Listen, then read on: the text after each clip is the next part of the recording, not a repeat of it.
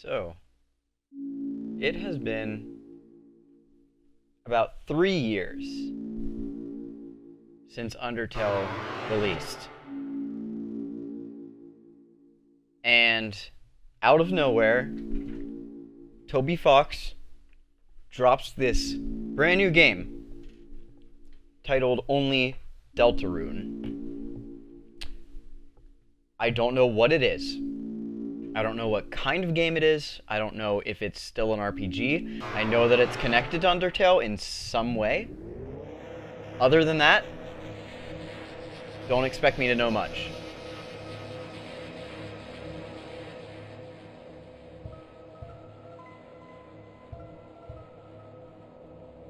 Oh, the head that you prefer.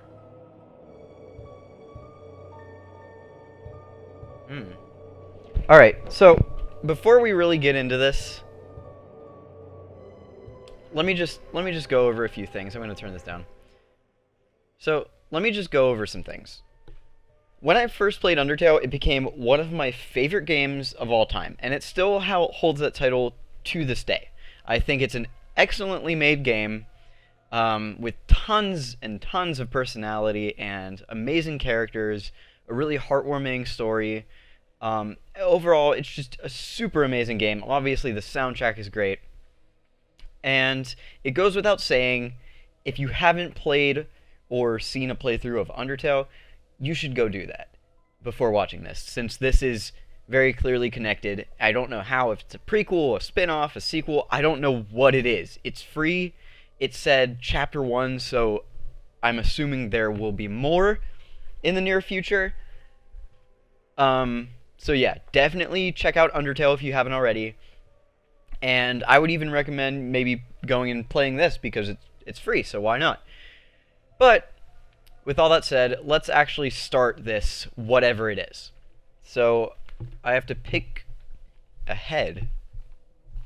Is there actually going to be like a character creator type thing in this? That would be interesting.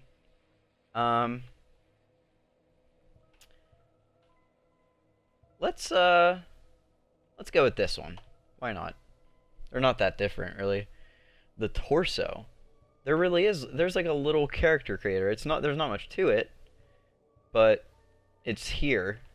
See, like, what is even the difference between these two? Not much. I'll go for that. Oh wait, I forgot to turn the volume back up. I'm sorry. Alright. Legs. These look like the exact same legs. I'll do that. This is your body. I didn't read that intro. I didn't think it was all that important. But I'll read the rest of it. Do you accept it? Yes. And I'm just using a keyboard. I don't know if this has controller support, but I'm assuming that it doesn't. You have created a wonderful form. Now, let us shape its mind as your own. What is its favorite food? Oh, wow. They're really going in on those Mother series influences. Because that was, a lot of people kind of compared Undertale to Earthbound a lot.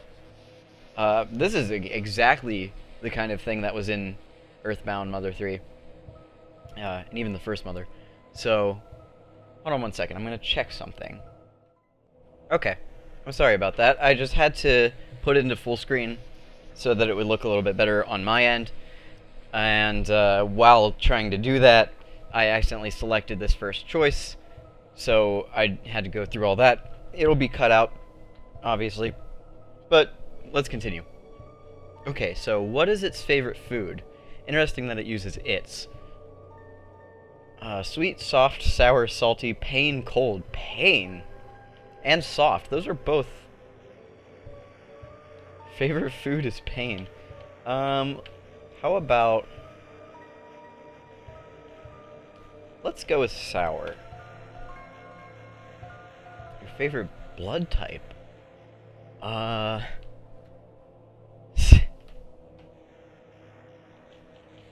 Say B. What color does it like most? Red, blue, green, or cyan? Cyan. Please give it a gift. Kindness, mind, ambition, bravery, voice. Kindness, mind, ambition, bravery, or voice. So, I'm leaning toward mind. I don't know if this stuff actually has like an impact on the game. Is this like a more in-depth RPG version of Undertale, basically? Because that's what it's coming across as. Ambition. I'm gonna go for mind. I don't know what any of this stuff does. So, if this actually, like, affects gameplay, that means that automatically this game has some more replay value than Undertale. Because while I absolutely love Undertale, once you've already done neutral, genocide, and pacifist, there's not really much else to experiment with, because there's not really any paths or different branches that you can go down, even if it is to get to the same ending. So if these do different things in the game, that would be really interesting to see. How do you feel about your creation? It will not hear.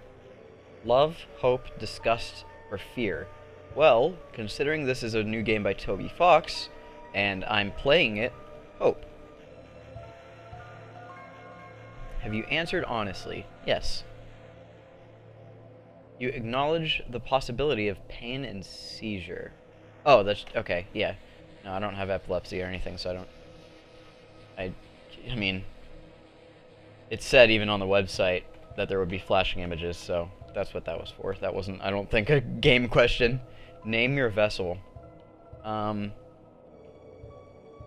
guess I'll just call it Civ, since it's me playing this on my channel. I don't know if there's a canon name like there was for Frisk and Kara. I'm sure people are already trying to decipher that. But anyway, we called it Civ. And what about the creator?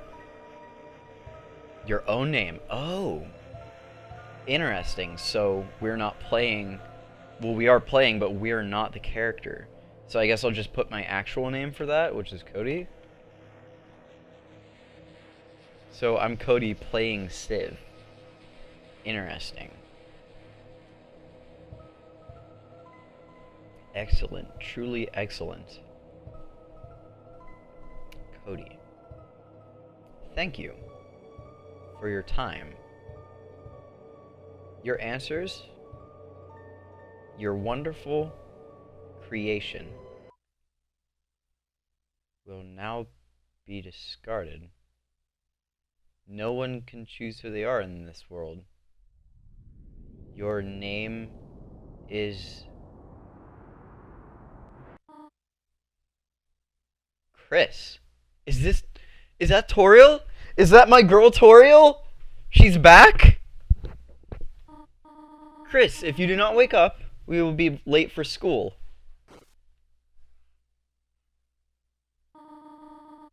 I will wait outside for you, alright?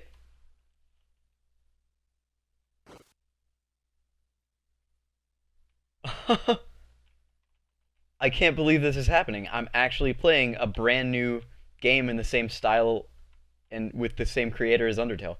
This is kind of surreal. I really didn't think there would ever be another Undertale game.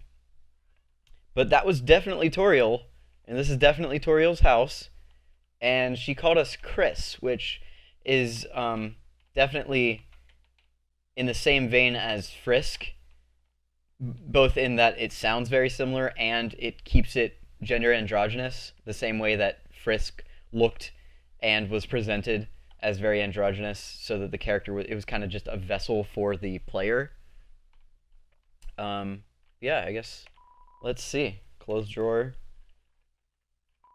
Z. Z is what I use. I never really used a keyboard. I always used a controller for Undertale. It's a ragwagon with a rusty bird cage in it. Looks like it's seen quite a few crashes. It's a beautiful day outside. Birds are chirping, flowers are blooming, and days like this. Yeah, you know the joke. The drawer is mostly empty except for a school cross-country shirt with a tear in it. So this is like a school-age... looks older than Frisk, rather than whereas Frisk looked like a pretty young child. This looks like maybe 13 or so, I want to say. There's nothing useful in the drawer, although it's kind of hard to judge when it's just, you know, kind of 8-bit, 16-bit styled like this. I guess this would be 8-bit. There's nothing useful in the drawer.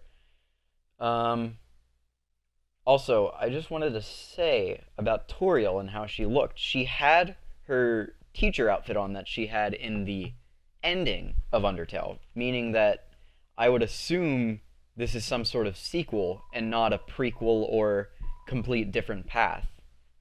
CDs under the bed, classical, jazz, religious, ska. There's also a game console. It has one normal controller and one knockoff one. Oh. And this is computer. It's a computer desk. There are many boxes under it filled with old books. Not getting much of the same really humorous, satirical vibe that Undertale kind of throws you into. Although then again, Undertale also starts off pretty seriously. But this is just, there's not even music. It's just kind of somber feeling right now almost. Tales of Snails, a storybook. Snails do not have tails. A scientific refutation. Can snails help your garden? Not really. And a signed copy of Their History of Humans and Monsters by Jerson Boom. Okay, well, you know, the text still definitely has the same sort of voice to it. This is more detailed looking than Undertale, I think.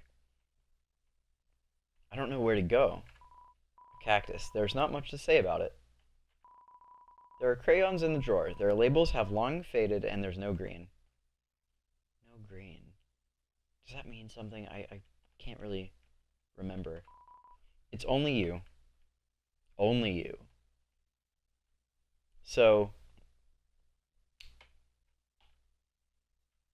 mirrors were a big part of the symbolism in Undertale, because while they only showed up in Toriel's house, in the beginning you look in the mirror and it says it's you, and then on Neutral and Pacifist, you come back to the mirror much later and it says, despite everything, it's still you.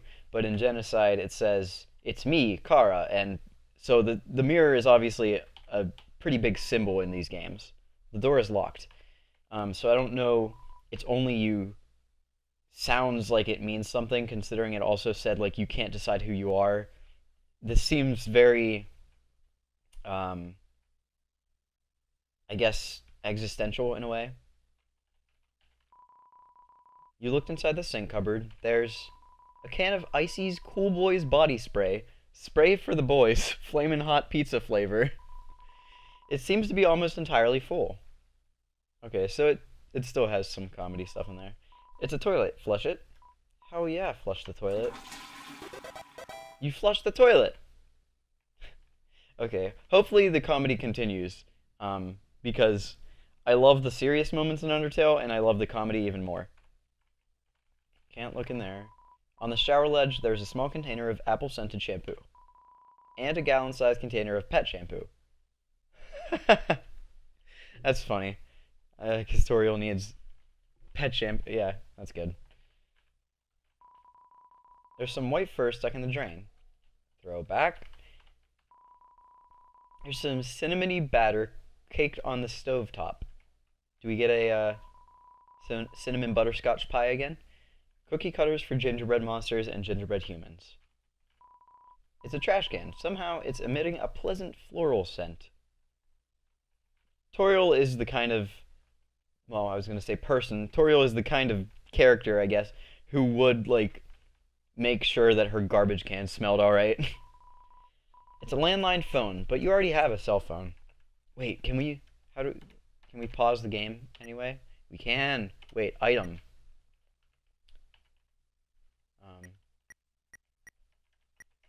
Stat. Chris, level 1, HP 20, 10 attack, 10 defense. Weapon, pencil, armor, bandage. Money, 2. So, pretty similar to Undertale, not really anything different. I'm not going to do that yet, but we do have a cell phone already. It's Cheryl, the beloved living room chair. Cheryl. It's the TV doesn't seem to even be plugged in anymore. So maybe this isn't Toriel's house, or is it Toriel's house remodeled? I can't tell.